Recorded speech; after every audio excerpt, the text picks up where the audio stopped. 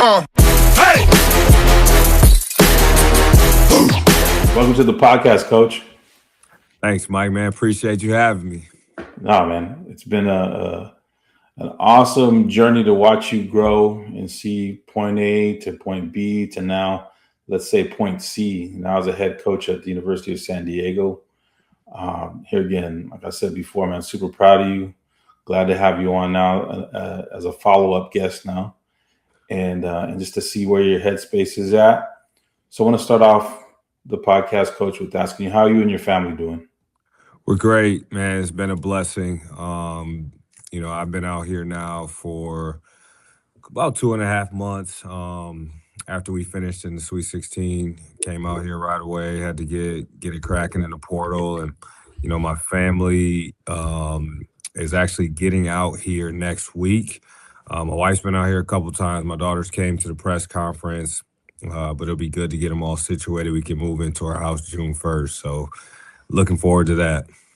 That's fantastic, Coach. And I guess that leads me also to my next question, in that this opportunity to be a head coach. I mean, you know that it was coming. We all knew it was coming, those of us who know you. But what does this opportunity mean for you and your family?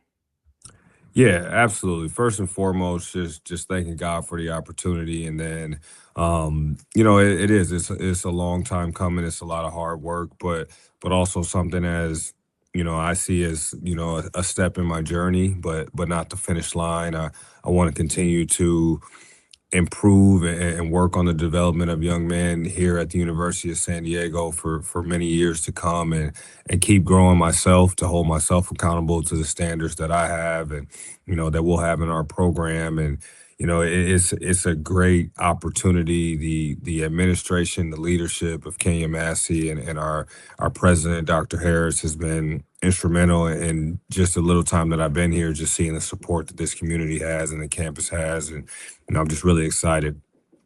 Yeah, and the investment that they're making into like the wellness center, the new facility for basketball. I mean, that's big time. That's truly putting your money where your mouth is. And I think I heard President Harris had gone to the Alaskan shootout a few years back, and not very many presidents would do that. And that's Yeah, so rare, and it's so much of a buy-in to what, when you invest money. Obviously, there's expectations, but you're inspecting what you expect, and that's a good thing, because then you truly get at the pulse of what's really going on, not just sitting on some tower looking down saying we'll see what happens and they better have this many wins, and they can understand the process better, and that helps you in the for long sure. run. So that's Yeah. great, man. No, I Now, think it go is. ahead. It's been great, and I want to.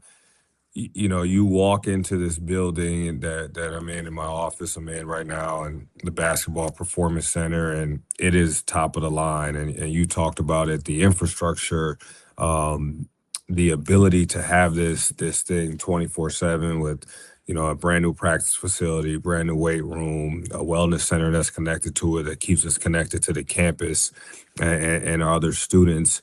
Is something that is top of the line in the West Coast Conference, but and throughout all the nation as we embark on this new journey.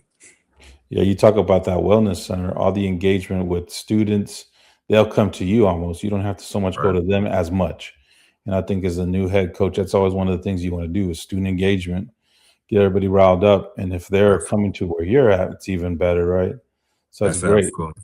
That's what we Happening. got to do. Got to Yeah. get them in the gym, get them there for us, so they're there to support us. But whatever we can do to support them, we want to be that bridge to them as well. And Yeah. I went over and spoke with them. We did the Wellness Center Olympics. We've been doing everything we can to get the students to know what we are about here at USD men's basketball. Yeah. And I think earlier you talked about, what your approach is with young men and how to build leaders and leadership and teaching them even how to follow, right? It's part of it as well. Yeah, I think that holistic approach pays dividend for many coaches who, in this world of transfer portal, NIL money, right? Because those are kind of necessary evils, right. and I won't say evils, but to some degree, it's just something that's necessary, right?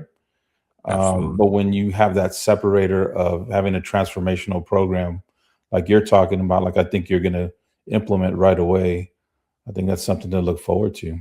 Really is.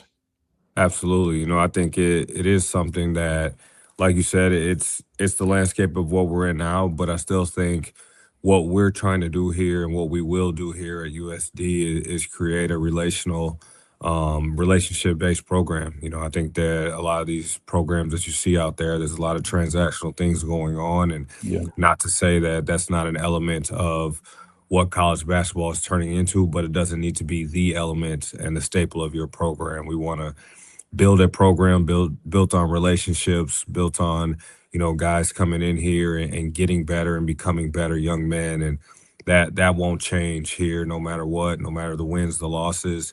That's a standard that we're going to uphold no matter what. Fantastic. I want to ask you now, Coach, about what can the San Diego community expect from you, the person, and your winning habits? Because I mean, when Stan Jones, right from Florida State, famously told me one time, he says, son, winning is a habit. And it's always stuck with me. And throughout your career, even from your early days winning the national championship at the D3 level as a coach, as a GA, to where you're at now, winning has been a habit for you. What can they expect from that perspective? Like I said, you as a person, your character, and then the winning habits you bring with you.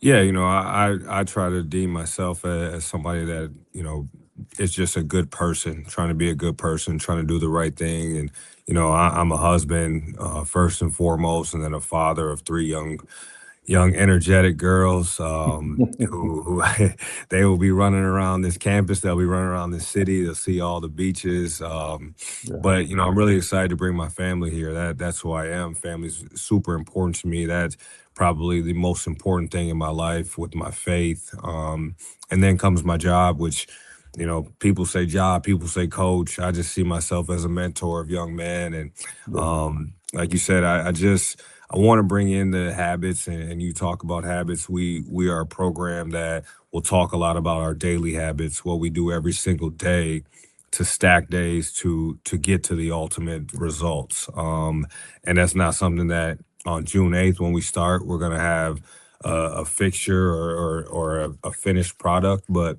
every single day from June 9th, 10th, 11th will lead up to what we do when we get to the WCC tournament in March. And for us, that's really important, that process overcomes the outcomes that we may see, on a daily basis, on a game by game basis.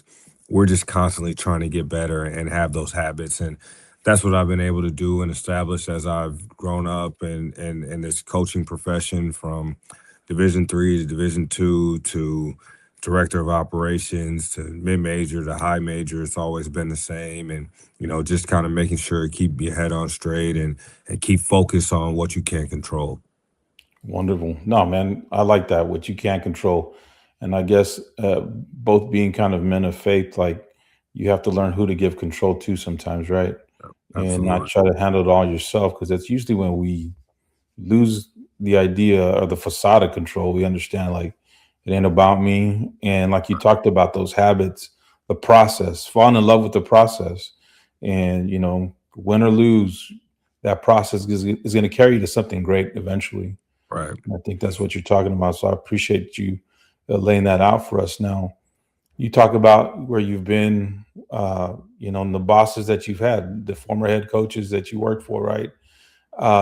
List a few things that your former boss has imparted in you that prepared you for this opportunity, because you've had some good ones, man, that I know Yeah. No. personally. I've You had. talk about dogs as coaches. These have been some dogs. I've had some great ones. And I'll start with Lance Randall, who is now assistant at Wisconsin, but was our head coach. Coached me in at Loyola Chicago, and then was our head coach at St. Leo. And that was really probably the first time we walked into a program that I walked into a program that was needed to transcend in the upward direction, and we came in there and did it, but we did it with grit, we did it with determination. But Lance also was a father of four, a wonderful wife and Pam, and he showed me that balance. Like, it wasn't just all, hey, we got to do basketball, we got to win, we got to do that. We obviously did those things. He's the all-time winningest coach there and was the first coach to take him to the NCAA tournament. but he also had a balance of being a great family man. And I remember those days specifically and remember how he dealt with that. And that taught me a lot as I had my own family and became a little bit older. And then Nico Medved, who is at Minnesota now, but was at Drake with me for a year, and then at Colorado State, where I was with him for 3 more years. He just teaches you how to be a servanthood leader, man. He Yeah. tells you how to do things, but then also how to serve others and how that can ultimately help embrace and gather a team. And again, it was a rebuilding program, and he talked about doing it with young men that you could lose with first. And when he Wow. said that, I never had any idea of that because you're always thinking, hey man, we're coming here to win, win, win, and ultimately you are, but there is going to be adversity. And do you have guys that you would like to go through adversity with and come out stronger in the end? And he Yeah. exemplify that, and obviously they did that, and we did that at Colorado State, and he'll do that at Minnesota. And then TJ Otzelberger, who I worked with for the last 5 years. TJ is somebody that we're both from Milwaukee. I've known him since I was 14, 15 years old. And Wow. TJ is the example of consistency, the example of relentlessness. He is about daily habits, and that's what that program is all about. And people talk about it. I've had multiple people ask me how they're going to be next year because they lost, Milan, Joshua, Taman. And I said they're going to be good. They're going to be for sure in the NCAA tournament. Probably in the second weekend because it's not about necessarily who's there. Those are all great players, but TJ is the CEO of that program and he leads it by example with a relentless effort every single day. And I will try to take whatever I can from all of those guys and mix it in and bring it here to USD because I know that I'm a product of multiple head coaches that a lot of people would love to have been in my position, and I'm going to take Yeah. that, take advantage of it fully.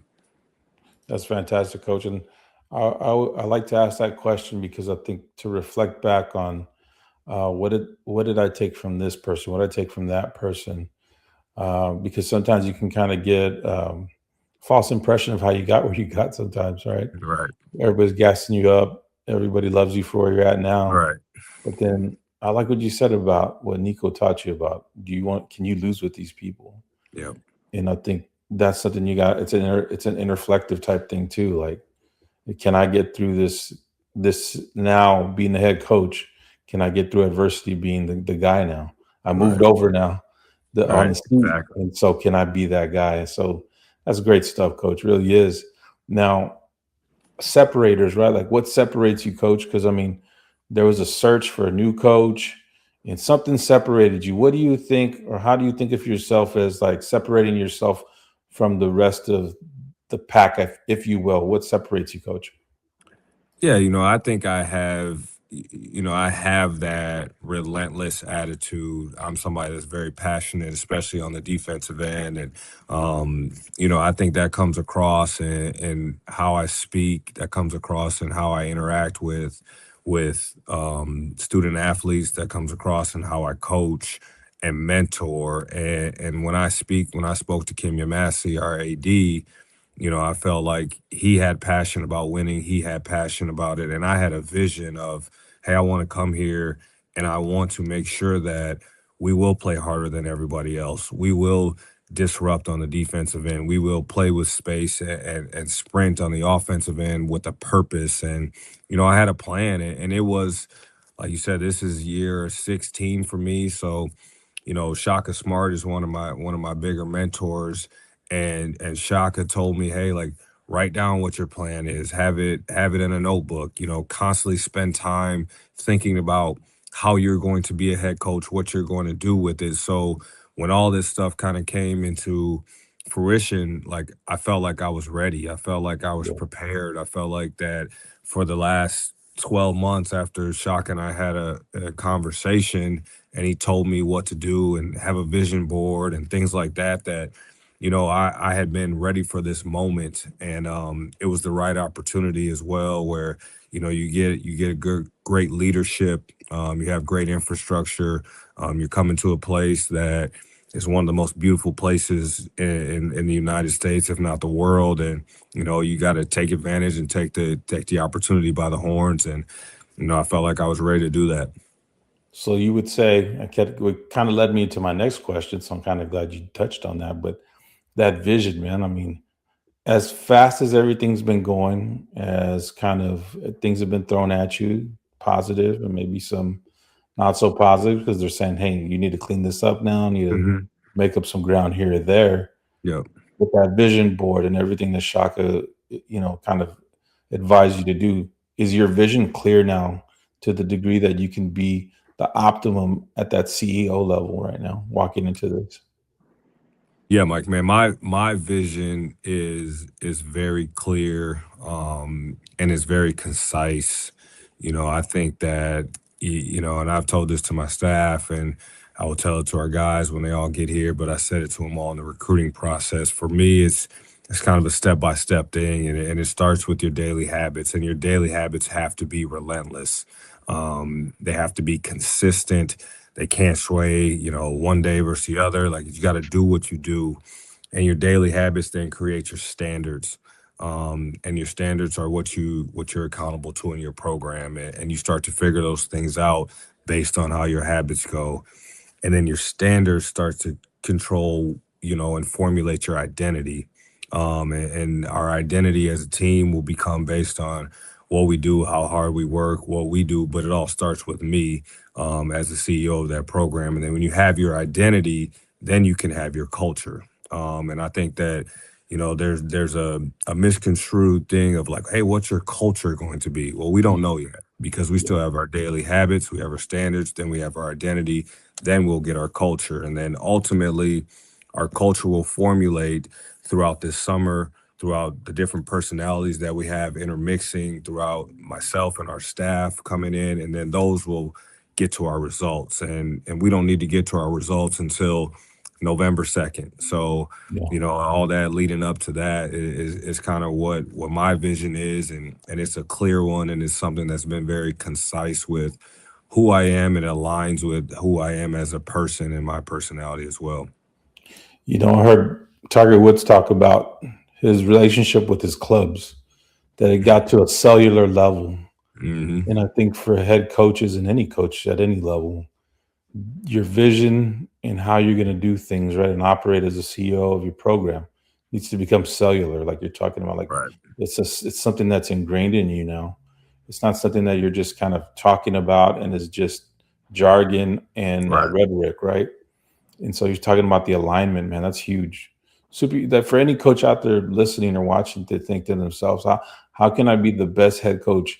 Just make sure what your values, your character, like you said, habits, standards, accountability. If all those things align properly, you're going to be successful as a head coach and as a leader. Absolutely. Whether your team is or not, who Right. knows? Right. But success is inevitable somewhere along the way, and the experience that was to be had will be had by all stakeholders, right? Yes, sir. So that's great, coach. I mean, I you opened up a can of worms in my mind when you said all those things. I'm like, okay, whoa, I'm Yeah. learning. And the thing about this podcast, man, is I get out of it more than what I think I'm supposed to. Like, I enjoy doing these interviews, but man, I learned so much, and I take it Yep. with me everywhere I go. I And love it. so it's really empowering for me. Now, I want to ask you about two or three things that people need to know about you that they might not know about you already, because you're not the most boisterous person. You're not out there beating your chest, and I think people want to know you a little bit better. What are a few things that people need to know about you that they don't already know, Coach? Man, that's a good question, man. I'm very, I'm a quiet dude, Yeah. outside of my main circle, and I'm somebody that enjoys music. I think a lot of people are starting to figure out I'm a Ed Sheeran fan. I'm Oh also a wow. Drake fan. So, Drake is on the playlist loud here in the office here now that he's came out. But again, like, I'm a man of faith. I'm somebody who values my time with my family. And we'll practice in the mornings here. It will start at 6:30, and we'll get done in the afternoon, so I can go home and get my youngest daughter a bath and be there for dinner for the older two, and just value that time. I'm not somebody that I had a conversation with one of my friends earlier this week, and he's a head coach as well. And he was just like, "Man, I see you guys are doing a lot of stuff. It seems very fun." And I said, "Man, no matter what, no matter the outcome, I'm never going to take this too serious, because at the end of the day, we get to mentor young men, we get to have an impact on the future of society. And if we just think about it in that realm, then we're already succeeding." And Yeah. yeah, absolutely. Do we want to win games? We want to win championships? 100%. That's the goal.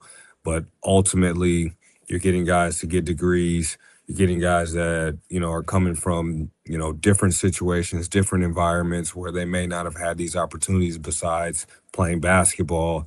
And then you get to coach them on a daily basis and have a foundational impact in their lives in a crucial time where they're 18 to 22 years old. And you can't let that go over your head. Like, you got to take that in and really be, know the excitement and the opportunity that you have to formulate positivity in these young men's lives. And I think when you take that responsibility, like you're talking about, because it is a responsibility, Yeah. you truly are looking at your job as a calling and something that's not to be taken too serious, like you said, but at the same time, not to be taken lightly, Right. and to be you could be more where your feet are at every day when you realize those things, as opposed to taking it so serious that every single thing that doesn't look good crushes you. Right. That every sign of disappointment is going to be like, oh, maybe this wasn't the right job. Maybe Exactly. I should have gone into, trading, day trading or something. And, even though my kids and my family would never see me, Right. and you kind of get a clear perspective. And I think the new world of coaching and the new world of programs is either you're going super hard every day and you're going to burn out, or you're taking the time and getting some work life balance. Absolutely. Before it was kind of like it was just one way to do it, and now there's multiple ways to do it. And I think you're being very strategic and concise, like you said, about what you're doing, and I think it's really smart. And so, kudos to you, man, for being able to take control over the Appreciate it. situation like that, man. Now, my last question, Coach, is what's your message to any recruit or future stakeholder? Because as you grow a program, you're going to get more people coming in to your program, eyes, donors, boosters, all these things. What's your message to those people to be a part of what you're doing and how grand it's going to be? Yeah, I think we want, people that want to be invested in USD basketball, whether that's a recruit, whether that is, like you said, donors, boosters, stakeholders, fans. They have to want what we want, and they have to be people that are aligned with our vision, which is going to be based on love, humility, and excellence. Like, we want Wow. people that love everything that they do. We want young men that love basketball. We want young men that love their families, that come from that environment. We want people that, are humble in what they want to do. And there's no satisfaction in good, but there's also a realm of, hey, there's going to be adversity and we have to get through this. And they're ready to put their head down and do that. And then we want excellence, people that strive for excellence, fans that want excellence, young men that want excellence, not only on the court, but off the court, in the classroom, in the community. Because I'm a strong believer that you can't be great in basketball and then not care and not give your maximum effort on in the classroom. Like, those two things don't align. Like, Yeah. the guys that are playing well on the court, they probably do well in class, and Yeah. that's just what it's been seen. And so those are kind of our three core things, and our three core principles of our program, of not only just a basketball thing, but a life thing. Something that you can hang your hat on to be successful, as you're trying to just go through life. And we're gonna do it with the insurmountable attention to detail. Discipline matters, execution matters. How you talk to people matters. We want to be respectful. We want people around us in our program, throughout our program, our fans, to all have these same attributes, and know that that's what we're going to get from us at USD basketball.